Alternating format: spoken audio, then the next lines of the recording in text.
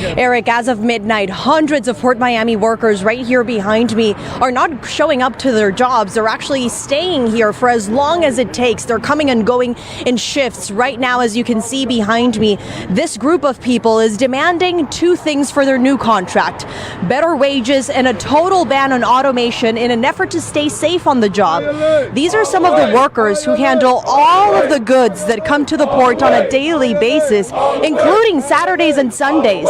These union members say they want a 77% wage increase over 6 years and a total ban on the automation of cranes, gates, container moving trucks, and other type of automation equipment. On the other hand, the United States Maritime Alliance represents the ports. The group offered dock workers nearly a 50% pay increase, pledging to keep limits on automation. We know that a lot. I don't know, Pastor, but maybe it's just me, but I feel like that's a little bit unreasonable. 77% pay increase. In addition to that, I mean, we're moving forward, and the fact that the unions just don't want any automation, they don't want any technology. And of course, there's always that fear that technology is going to take their place, but they're saying that within the contract that they're willing to minimize the amount of automation that they're going to use. And they're saying, if you listen to them, they're saying they are not going to budge. And so I just want the audience to keep that in mind as we're moving forward. So that and means you ask why. If I'm making $1, I need $1.75. If I'm making $100, $175. If I make $1,000, $1,750. Just keep on going. If I make 10,000, and if they do not budge, if they don't yield, and this stalemate continues, we can see what is going to be ominous. There's going to be a crisis, and it's going to continue and get worse. It's going to get in a form of burgeoning. It's going to be very disruptive, and people are going to suffer. And let me tell you something: the powers that be, which we'll cover, they want it so because they have an end goal. Absolutely. And, Pastor, they're holding the economy hostage, right?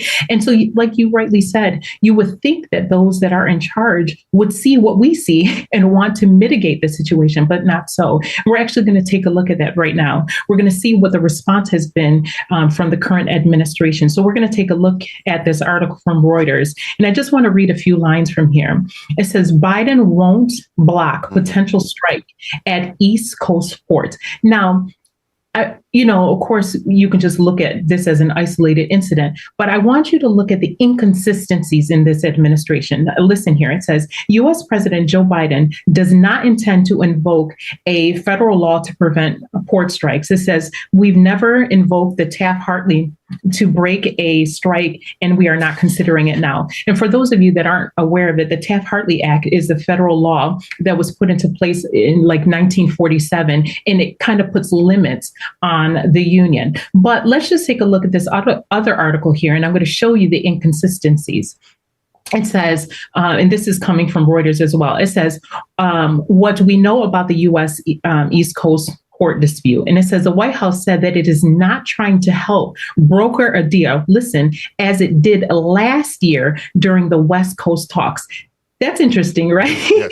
So for those of you that recall, last year, we actually were on the border of going into another strike on the West Coast. However, the administration decided that they wanted to intervene. So the question is, why are they not intervening now? And of course, I personally believe that it's deliberate, that they want this crisis to come. And we're going into an election year. Again, there's just so many things that are happening.